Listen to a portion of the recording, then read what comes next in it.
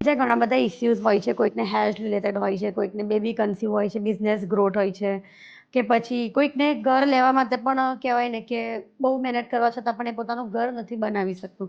તો આ બધા માટે કયા ફેક્ટર કામ કરે છે, અથવા તો તમે એ લોકોને શું ઉપાય આપી શકો છો? તો આપણે બેન જ્યારે પણ કોઈને જન્માક્ષર જોઈએ ને, ગ્રહો જોઈએ ને, ત્યારે એની અંદર સમય હોય છે કે અમુક સમયે આપણે કહે ને યોગ ખુલે, લગ્નના યોગ.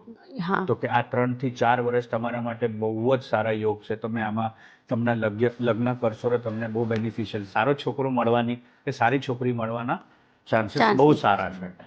એવી રીતે હેલ્થ માટે પણ હોય છે કે અમુક વર્ષ એવું હોય છે જેમાં કોઈને એઝ પર ન્યુમેરોલોજી કોઈની સર્જરી આવી શકે, તો એની અમે રેમેડી આપીએ છીએ કે તમે આ રીતે આ કરશો તો તમને એનો સૂડીનો ઘા સોએ જાય.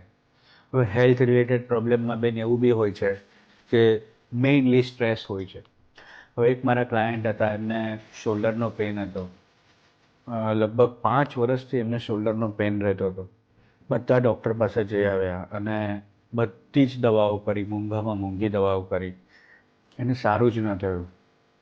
અને આફ્ટર 5 યર્સ જ્યારે મારી પાસે આવ્યા, ત્યારે આ બધી વાત કર્યા પછી એમની દીકરીના લગ્ન થયા.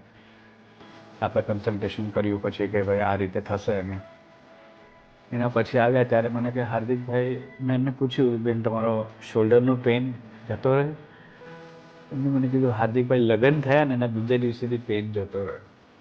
તો એ સ્ટ્રેસ હતું, એની દીકરીના લગ્ન નહોતા થતા એના કારણે બોડી પેઇન થતા. તો ઘણી વાર તમને ખબર છે આપણને હેડેક થતો હોય છે, બેક પેઇન થતો હોય છે, હાડકા હંમેશા એવું નથી હોતું કે બોડીમાં પ્રોબ્લેમ છે. તમે સ્ટ્રેસ જ એટલું બધું લઈ લો છો કે એ પછી કોઈ જગ્યા પકડી લે છે બોડી, અને પછી સ્ટ્રેસના કારણે પેઇન. સ્ટ્રેસ સૌથી મૂળ રીઝન છે. અચ્છા.